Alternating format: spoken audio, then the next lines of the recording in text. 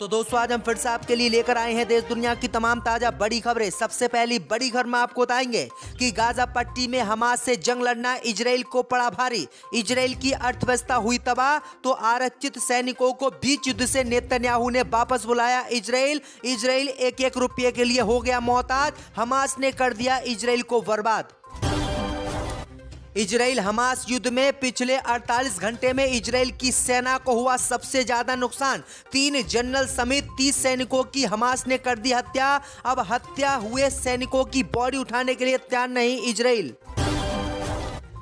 राहुल गांधी ने प्रधानमंत्री मोदी को बताया पनौती, कहा मोदी की वजह से टीम इंडिया हार गई मैच। गाजा पट्टी के मुसलमानों के सब्र और ईमान बहादुरी को देखकर अमेरिका के ईसाइयों ने कुरान शरीफ पढ़ना किया शुरू। अब करेंगे फिलिस्तीनी मुसलमानों की जांच। इजराइल हमास युद्ध को लेकर अमेरिका से इजराइल के लिए आई बुरी खबर। अमेरिका में इजराइल के दूतावास पर फिलिस्तीनी लोगों ने किया कब्जा। लाल रंग से रंग दिया पूरा ऑफिस। तो दोस्तों सभी खबरों को आपको एक एक कर बताने वाले हैं। वीडियो को लाइक कर चैनल को सब्सक्राइब कर दें। इसी बीच पर तो दोस्तों अगली खबर की ओर। तो गाजा पट्टी में हमास से जंग लड़ना इजराइल को पड़ा भारी। इजराइल की अर्थव्यवस्था को हुआ भारी नुकसान। सैनिकों को बीच युद्ध से नेतन्याहू ने बुलाया वापस।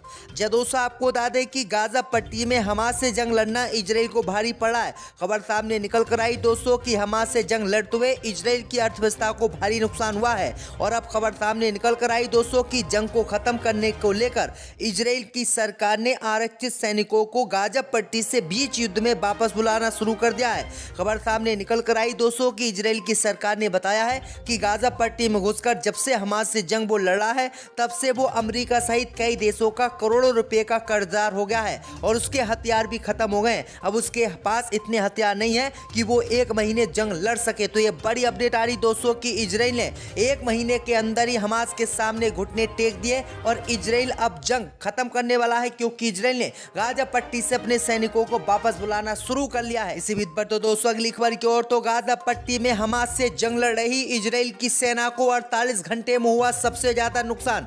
गाजा युद्ध में 48 घंटों में 3 जनरल सहित 30 सैनिकों की हुई मौत। दोस्तों आपको बता दें कि गाजा पट्टी में इजराइल के सैनिक हमास से जंग लड़ रहे हैं और इस जंग में हमास के लड़ाके इजराइल की सेना को धूल चटा रहे हैं। और अब खबर सामने निकल कर आई दोस्तों कि आज गाजा पट्टी में इजराइल की सेना को सबसे ज्यादा नुकसान हुआ है। खबर सामने निकल कर आई दोस्तों कि गाजा पट्टी में 48 घंटों में इजराइल के 3 टॉप कमांडर सहित 30 सैनिकों की मौत हो गई है और इसमें एक वरिष्ठ अधिकारी भी मारा गया है। वहीं आपको बता दें कि ये तीनों कमांडर नेतन्याहू से वादा करके आए थे कि वो हमास के लड़ाकों को गाजा पट्टी में खत्म करके आएंगे और गाजा पट्टी पर अपना कब्जा होगा। लेकिन बात ये हुई सामने दोस्तों कि गाजा पट्टी में इन तीनों कमांडरों को मौत के घाट हमास के लड़ाकों ने उतार दिया है। तो ये बड़ी अपडेट आ रही दोस्तों। इसी बीच पर तो दोस्तों अगली खबर की ओर। तो गाजा पट्टी के मुसलमानों को देखकर अमेरिका के ईसाई बच्चों ने कुरान शरीफ पढ़ना किया शुरू। अब फिलिस्तीनी मुसलमानों की करेंगे जांच। दोस्तों आपको बता दें कि गाजा के मुसलमानों के सब्र और ईमान और बहादुरी को देखकर अमेरिकी युवाओं ने कुरान शरीफ का पढ़ना और उससे समझना शुरू कर दिया है। आखिरकार गाजा के मुसलमानों में ऐसा कौन सा यकीन है कि सब कुछ बमबारी के बाद भी वे गाजा और मुजाहिदीन से चिपके हुए हैं और इजराइल के खिलाफ लड़ने का ऐलान कर रहे हैं। ये समझने के लिए वे कुरान का अध्ययन कर रहे हैं। वहीं आपको बता दें कि इसकी जानकारी द गार्जियन न्यूज चैनल ने दी है। गार्जियन न्यूज चैनल ने बताया है कि वो फिलिस्तीन के मुसलमानों के इसी हुकूक को जानने के लिए कुरान शरीफ का अध्ययन करेंगे और देखेंगे कि कुरान शरीफ और इस्लाम में ऐसी कौन सी चीज है कि जो गाजा पट्टी के मुट्ठी भर लोग, जो भी उनके हाथ में हथियार भी नहीं है, सिर्फ पत्थर हैं और पत्थर से ही इजराइल से लड़ाई लड़ने और पीछे हटने के लिए तैयार नहीं है। तो ये बड़ी अपडेट आ रही क्योंकि 30 दिन से ज्यादा समय इस जंग को हो गया लेकिन गाजा पट्टी के मुसलमान पीछे हटने के लिए तैयार नहीं है। तो ये बड़ी अपडेट आ रही दोस्तों। इसी बीच पर तो दोस्तों अगली खबर की ओर। तो इंडिया की मैच में हार के लिए राहुल गांधी ने प्रधानमंत्री मोदी को ठहराया जिम्मेदार। कहा स्टेडियम जाकर मोदी ने लगा दी पनौती। दोस्तों आपको बता दें कि भारत और ऑस्ट्रेलिया के बीच खेले गए वनडे विश्व कप को लेकर राहुल गांधी ने हार पर प्रधानमंत्री मोदी पर तंज कसा है। राहुल गांधी ने प्रधानमंत्री मोदी को पनौती बताया है और कहा है कि प्रधानमंत्री मोदी अगर मैच देखने के लिए स्टेडियम नहीं जाते तो भारत जीतता और ऑस्ट्रेलिया हारती, लेकिन प्रधानमंत्री मोदी मैच देखने पहुंचे तो प्रधानमंत्री मोदी पनौती हैं, इसलिए इंडिया हार गई। राहुल गांधी ने कहा कि मोदी जहां पर भी जाते हैं वहीं पर पनौती लग जाती है और वो ही काम खराब हो जाता है। तो ये बड़ी अपडेट आई दोस्तों कि राहुल गांधी ने ये बड़ा हमला प्रधानमंत्री मोदी पर बोला है। इसी बीच पर तो दोस्तों अगली खबर की ओर तो इजराइल हमास युद्ध के बीच अमेरिका से आई इजराइल के लिए बुरी खबर। इजराइल के दूतावास पर फिलिस्तीन के लोगों ने किया कब्जा। दोस्तों आपको बता दें कि इजराइल हमास के बीच चल रही जंग को लेकर अब अमेरिका से इजराइल के लिए दूसरी बुरी खबर आई है। दरअसल आपको बता दें कि पहले अमेरिका के राष्ट्रपति जो बाइडेन ने इजराइल को गाजा पट्टी पर कब्जा नहीं करने की चेतावनी दी, तो अब इजराइल के अमेरिका में स्थित दूतावास पर फिलिस्तीनी मुसलमानों ने कब्जा कर लिया है और उन्होंने वहां पर उसके लाल रंग से उसको रंग दिया है। हजारों की संख्या में अमेरिकन फिलिस्तीनी मुसलमान यहां पर पहुंचे और उन्होंने इजराइल के खिलाफ विरोध प्रदर्शन किया और विरोध प्रदर्शन करते हुए इजराइल के दूतावास के अंदर वो घुस गए और इजराइल के दूतावास के अंदर जैसे ही वो घुसे तो अब इजराइल के लोग दूतावास को छोड़कर भाग गए। तो ये बड़ी अपडेट आ रही, वहीं इजराइल के दूतावास को लाल रंग से फिलिस्तीन के लोगों ने रंग दिया है। तो ये बड़ी अपडेट आ रही है कि अमेरिका से भी अब मोदी माफ कीजिएगा इजराइल सरकार को बड़ा झटका लगता हुआ दिख रहा है। हुआ है खबर सामने निकल कर आई दोस्तों कि गाजा पट्टी में 48 घंटों में इजराइल के 3 टॉप कमांडर सहित 30 सैनिकों की मौत हो गई है और इसमें एक वरिष्ठ अधिकारी भी मारा गया है। वहीं आपको बता दें कि ये तीनों कमांडर नेतन्याहू से वादा करके आए थे कि वो हमास के लड़ाकों को गाजा पट्टी में खत्म करके आएंगे और गाजा पट्टी पर अपना कब्जा होगा, लेकिन बात ये हुई सामने दोस्तों कि गाजा पट्टी में इन तीनों कमांडरों को मौत के घाट हमास के लड़ाकों ने उतार दिया है। तो ये बड़ी अपडेट आ रही दोस्तों। इसी बीच पर तो दोस्तों अगली खबर की ओर तो गाजा पट्टी के मुसलमानों को देखकर अमेरिका के ईसाई बच्चों ने कुरान शरीफ पढ़ना किया शुरू। अब फिलिस्तीनी मुसलमानों की करेंगे जांच।